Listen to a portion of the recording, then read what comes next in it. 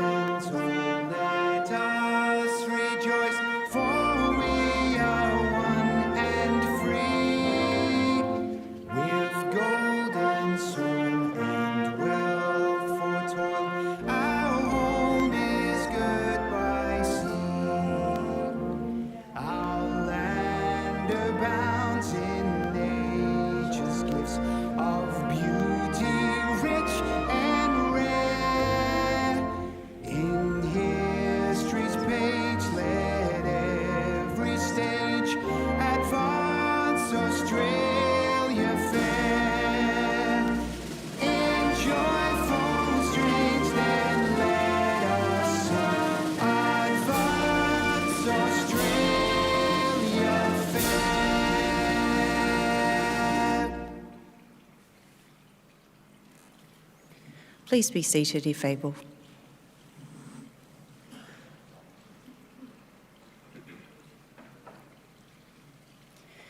The Australian War Memorial was the vision of Charles Bean, Australia's First World War official historian. Bean landed with the Australian troops on Gallipoli and stayed with them at the front through to the end of the war. The idea of this national memorial and museum came to him at Pozières, France, in the depths of the bloody fighting of 1916. Bean's idea was that this would be a place where family and friends could mourn loved ones buried in faraway places. It would also be a place that could help all Australians understand what these men and women had endured and what they had done for us. Bean's vision, to which we remain true, is best expressed as inscribed in the entrance to the memorial's galleries. Here is their spirit, in the heart of the land they loved, and here we guard the record which they themselves made. Tonight, we will read the story behind just one of those on the Roll of Honour, which lists the names of more than 103,000 men and women who have given their lives for us in war and on operations for more than a century. But first, we present a lament, flowers of the forest. Wreaths and floral tributes will now be laid at the base of the Pool of Reflection.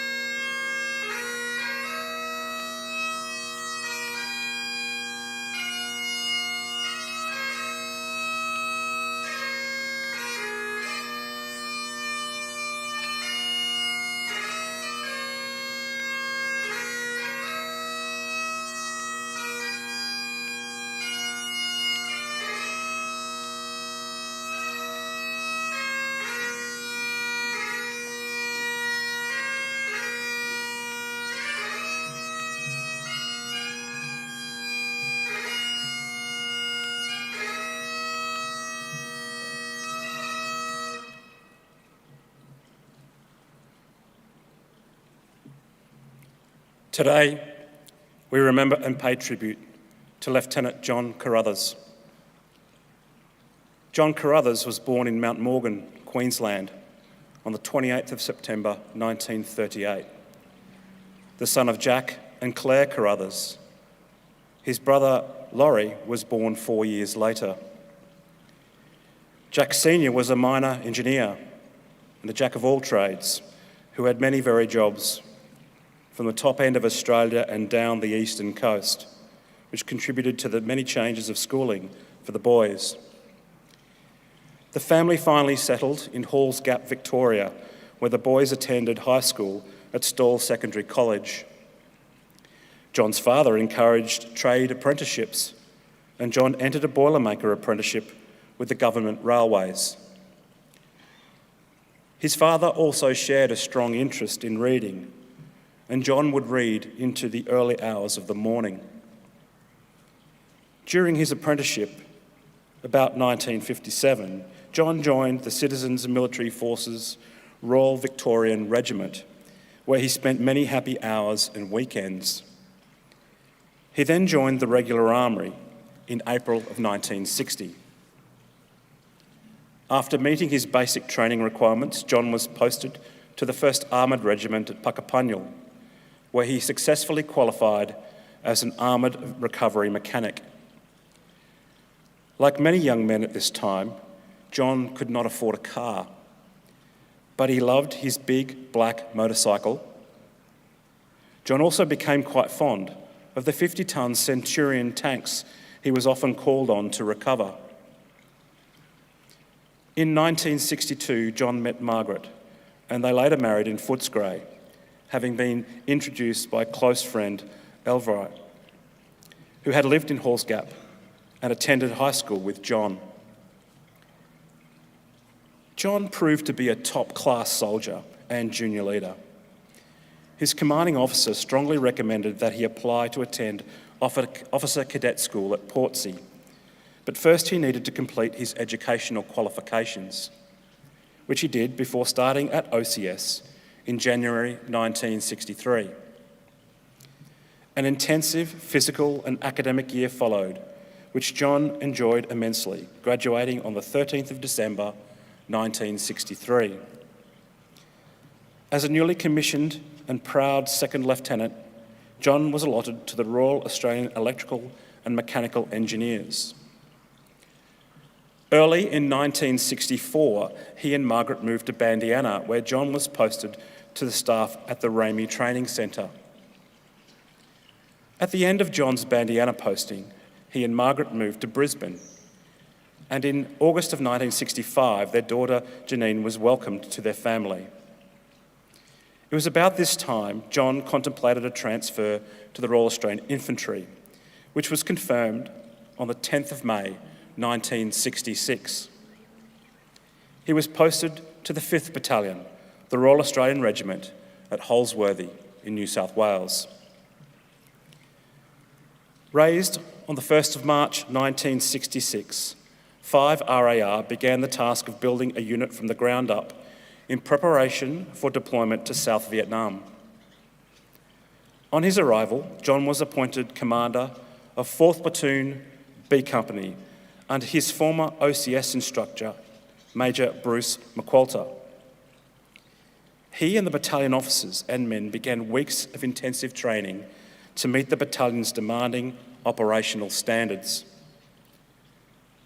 On completion of this phase in late April 1966, 5 RAR was deployed to South Vietnam, and the battalion soon commenced operations against the Viet Cong and North Vietnamese Army entrenched in Phuoc Tuy province.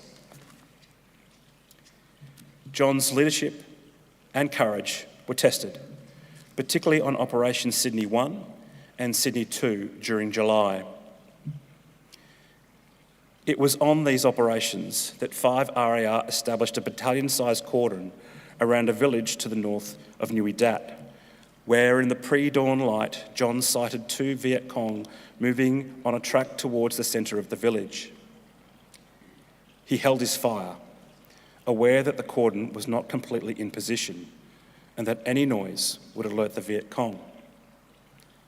A short time later, 3 Viet Cong, one of whom was armed, moved towards John.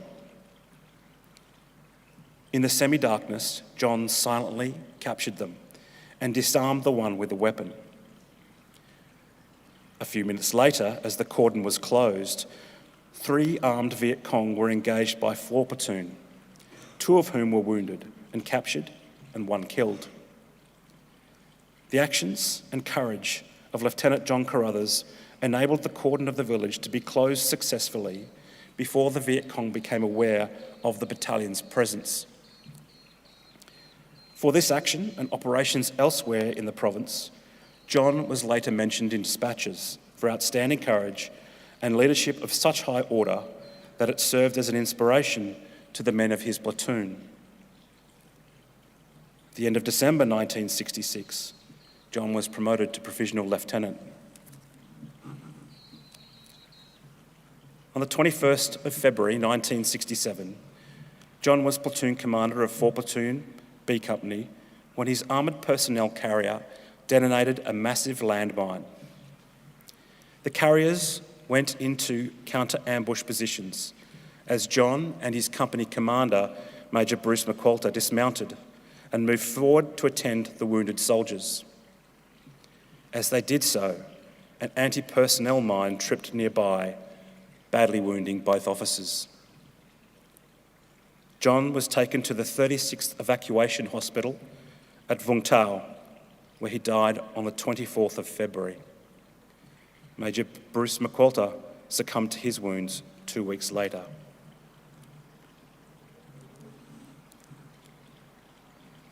John Carruthers' name is listed on the Roll of Honour on my left, among more than 500 Australians who died while serving in the Vietnam War. His photograph is displayed today beside the pool of reflection. This is but one of many stories of service and sacrifice told here at the Australian War Memorial. We now remember Lieutenant John Carruthers, who gave his life for us, for our freedoms, and in the hope of a better world.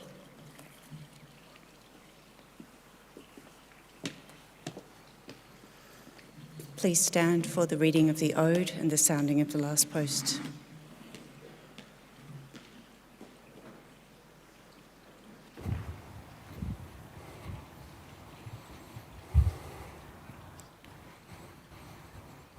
They shall grow not old, as we that are left grow old.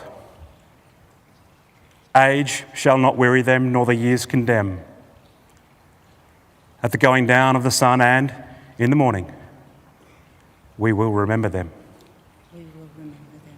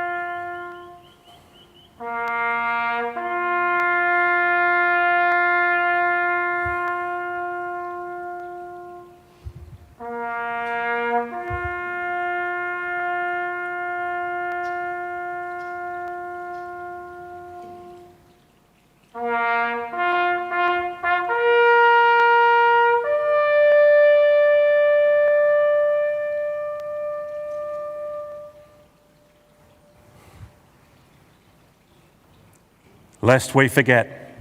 Lest we forget.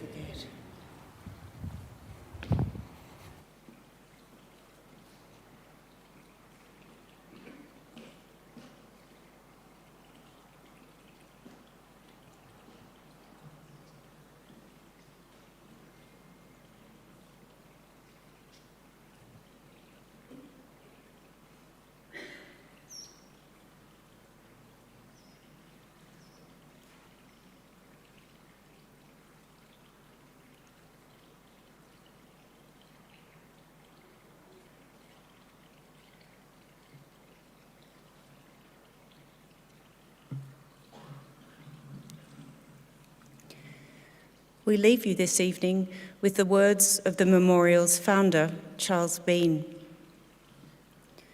Many a man lying out there at Pozières or in the low scrub at Gallipoli, with his poor, tired senses barely working through the fever of his brain, has thought in his last moments, well, it's over. But in Australia, they will be proud of this. Ladies and gentlemen, that concludes the last post ceremony. On behalf of our director and staff, we thank you for visiting the Australian War Memorial today and for your continued support of the Memorial's redevelopment project. We wish you all a very pleasant evening.